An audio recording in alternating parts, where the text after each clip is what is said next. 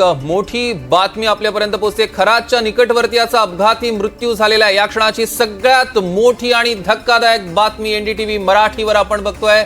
खरातच्या निकटवर्तीयाचा अपघाती मृत्यू, या क्षणाची सगळ्यात मोठी बातमी। खरात प्रकरणातले नवनवे अपडेट समोर येत असताना, रोज नवनवे खुलासे या प्रकरणात होत असताना खरातच्या निकटवर्तीयाचा अपघाती मृत्यूची धक्कादायक बातमी आपल्यापर्यंत पोहोचते। सुनील दवंगे आपले प्रतिनिधी आपल्यासोबत जोडले गेले, त्यांच्याकडून अधिकचे अपडेट्स आपण घेणार आहोत। सुनील,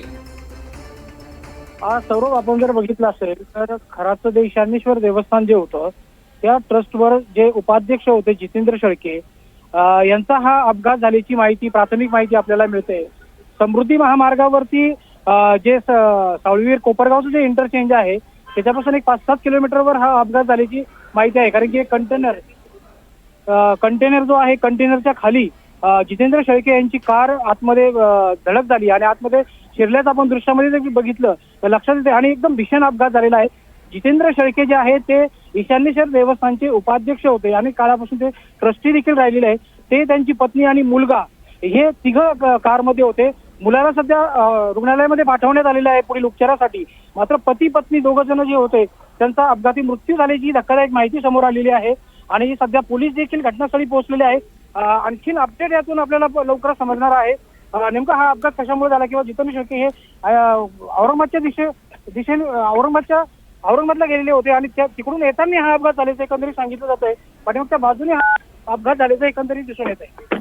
सुनील, शेळके यांचा नेमका संबंध काय होता ते देखील आम्हाला तुमच्याकडनं जाणून घ्यायचं आहे। नेमकं त्यांचे कशा पद्धतीने निकटवर्ती होते, खराचे त्यांच्याशी काय संबंध होते?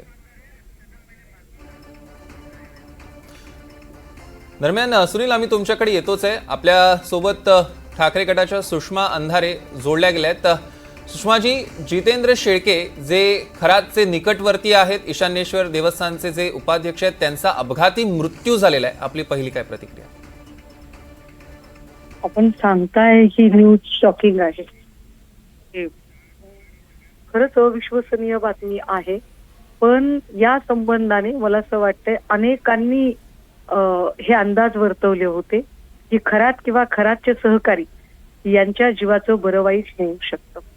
यावर प्रणिती शिंदे बोललेल्या आहेत, यावर असंख्य लोकांनी आपलं म्हणणं मांडलं होतं आणि त्यात आता ही घटना येणं हे कुठेतरी त्या सगळ्या गोष्टी खऱ्या करणाऱ्या आहे। मला असं वाटतंय की आता शेळके आणि ते सगळे संबंध तर पुढे येतील, परंतु या निमित्ताने खरातच्या जीविताची सुरक्षा हा अजून एक वेगळा प्रश्न निर्माण झालेला आहे। कारण बरीचशी सत्य जी बाहेर यायची आहेत ती कदाचित शेळकेंमुळे अनेक फायनान्शियल गोष्टी बाहेर येता राहतील की काय, अशी आता भीती वाटते। पण सुषमाताई, हा घातपाताचा संशय तुम्हाला वाटतोय यामागे? बघा, आता तरी माझ्या हाताशी काही नाही, पण होय, मला निश्चितपणे याच्यात घातपाताचा वास येतोय।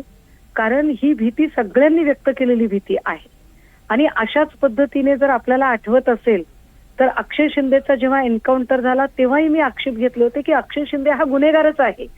मात्र आपटे आणि आपटेच्या संदर्भाने त्या संस्थेत नेमकं काय चाललेलं होतं त्या अनेक गोष्टी गुलदस्त्यात राहिल्या। अगदी त्याच पद्धतीने आता या प्रकरणात सुद्धा शिवनिका ट्रस्ट आणि शिवनिका ट्रस्ट मधल्या लोकांचे एकमेकांशी असणारे संबंध, जसं की ललित पोफळे असेल, शेळके असेल, गमी असेल, नामकर्ण आवारेने पहिल्यांदा ती जगदंबा पतसंस्था उभी केली, हा नामकर्ण या शिवनिकावर होता। नामकर्णची सख्खी मुलगी ही गमेच्या घरात दिलेली आहे। गमे, आवारे, शेळके सगळे या ट्रस्टचे संचालक आहेत, त्यामुळे सगळ्यांचे एकमेकांशी लागेबांधे आहेत। त्यामुळे या सगळ्यांच्या जीविताच्या सुरक्षिततेचा प्रश्न या निमित्ताने निर्माण होतो। आणि ह्यात जर घातपाताचा संशय असला सुषमाताई, तर मग खरातच्या सुद्धा जीवाला धोका आहे का? कारण त्याचे सुद्धा अनेक कनेक्शन्स आहेत। अलबत खराच्या जीविताला धोका होऊ शकतो, ही जी शक्यता वर्तवली जात होती त्याला अधिक जास्त बोल्डली अधोरेखित करण्याचं काम आता ही घटना करत आहे। घडलेली घटना दुर्दैवी आहे, कारण तो गुन्हेगार जरी असला तरी त्याचा जीव घ्यायचा अधिकार कोणालाच नाहीये। त्याला त्याची जी शिक्षा असेल ती शिक्षा कायदा देईल। पण अशा पद्धतीने जर घटना घडत असतील तर सत्य बाहेर कसं येणार? गंभीर आहे हे सगळं. मग सुषमाताई, ह्या अशा पद्धतीच्या घटना घडत असताना तुमची नेमकी मग मागणी काय ही आता बातमी समोर आल्यानंतर? मला असं वाटतं की आता मी पहिल्यांदा आपल्याला प्रतिक्रिया देते. मला अजून सगळी माहिती घेऊ देत. मी ही संपूर्ण माहिती घेतल्यानंतर उद्या पुन्हा माध्यमांच्या समोर बोलेन. निश्चितच. सुषमाताई, धन्यवाद. आपण एनडीटीव्ही मराठीला प्रतिक्रिया दिली त्याबद्दल. या क्षणाची सगळ्यात मोठी आणि महत्वाची बातमी आपण बघतोय. खराच्या निकटवर्तीयाचा अपघाती मृत्यू झालेला आहे. एनडीटीव्ही मराठीची ही एक्सक्लुझिव्ह दृश्य आपण बघतोय. छत्रपती संभाजीनगरहून शिर्डीकडे जाताना हा भीषण अपघात झाला. मृत जितेंद्र शेळकेंची चौकशी सुद्धा सुरू होती. शेळकेंची पत्नी आणि मुलगा गंभीर जखमी झालेले आहेत, मात्र त्यांचा अपघाती मृत्यू झालेला आहे. शिवानिका ट्रस्टवर ते उपाध्यक्ष होते. या सगळ्या खराच्या प्रकरणादरम्यान त्यांची सुद्धा चौकशी सुरू होती आणि त्यातच जितेंद्र शेळकेंचा अपघाती मृत्यू. सुषमा अंधारे आपल्यासोबत जोडल्या गेल्या होत्या आणि त्यांनी घातपाताचा संशय देखील व्यक्त केलेला आहे. आधीच अनेक अंदाज वर्तवले जात होते या सगळ्या प्रकरणात. अनेकांनी अंदाज वर्तवले होते की अशा पद्धतीनं घातपात होऊ शकतात आणि तशीच एक घटना आता आपल्या समोर येते. एनडीटीव्ही मराठीची एक्सक्लुझिव्ह दृश्य आपण बघतोय. अतिशय भीषण असा हा अपघात आहे. आपण बघतोय ती संपूर्ण गाडी ट्रकच्या खाली आलेली आणि त्यात जितेंद्र शेळके यांचा मृत्यू झालेला आहे. त्यांच्यासोबत त्यांचं कुटुंबीय सुद्धा होतं, ते जखमी झालेले असल्याचं देखील आपल्यापर्यंत वृत्त पोहोचतंय. समृद्धी महामार्गावरचा हा भीषण असा अपघात. या क्षणाची सगळ्यात मोठी आणि महत्वाची बातमी सध्या एनडीटीव्ही मराठीवर आपण बघतोय.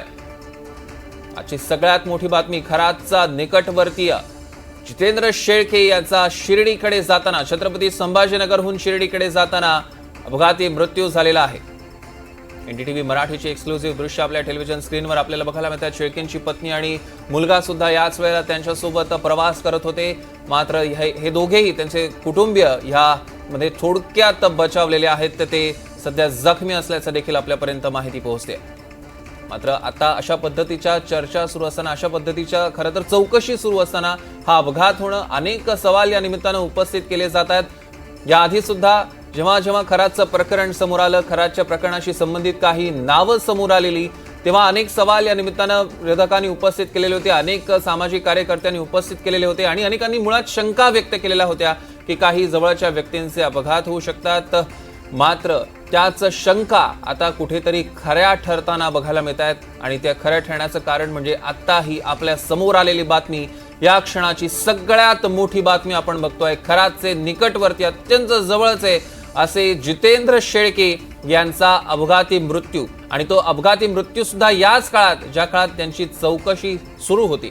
जितेंद्र शेळकेंचा अपघाती मृत्यू झाल्यानंतर अनेक सवाल या निमित्तानं उपस्थित केले जात आहेत. नेमकी चौकशी सुरू असताना या दरम्यानच्या काळात देखील नेमका अपघात याच काळात कसा काय झाला, हा सवाल या निमित्तानं उपस्थित केला जातोय. दुसरी गोष्ट म्हणजे ते खराचे निकटवर्ती आहेत, विशेषतः शिवनिका संस्थान, ज्या संस्थानावरनं हे सगळं प्रकरण सुरू आहे, ज्याची जोरदार चर्चा राज्यभरात देशभरात सुरू आहे, त्याच शिवनिका संस्थानचे ते, शिवनिका ट्रस्टचे ते उपाध्यक्ष होते. त्यामुळे अनेक गुपित त्यांच्याकडे असतील. अनेक जवळपास जे जे काही शिवनिका संस्थांमध्ये चालायचं त्या सगळ्याची माहिती जितेंद्र शेळके यांच्याकडे असणार होती.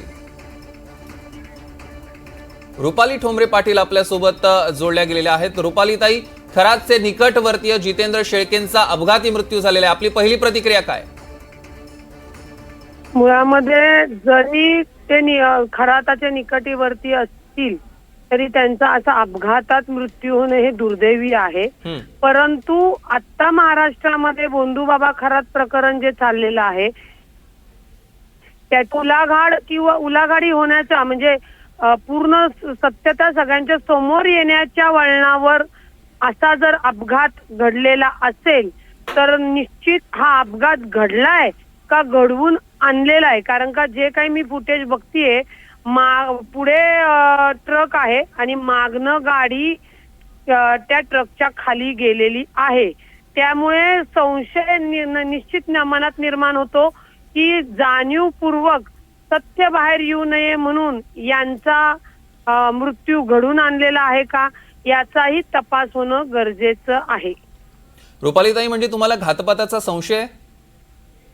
निश्चित लक्षात घ्या, कारण का खराताचे जे काही निकटवर्ती आहेत, जे काही ट्रस्टवर आहेत, सीए आहेत, फॅमिली आहेत किंवा त्याच्यामध्ये ज्यांच्या नावावर प्रॉपर्ट्या घेतलेल्या आहेत, आता मी जो काही अपघाताचा व्हिडिओ बघत आहे, डायरेक्ट गाडी ट्रकच्या खाली गेलेली आहे, पण पुढून न झालेला हा हा मागून झालेला आहे.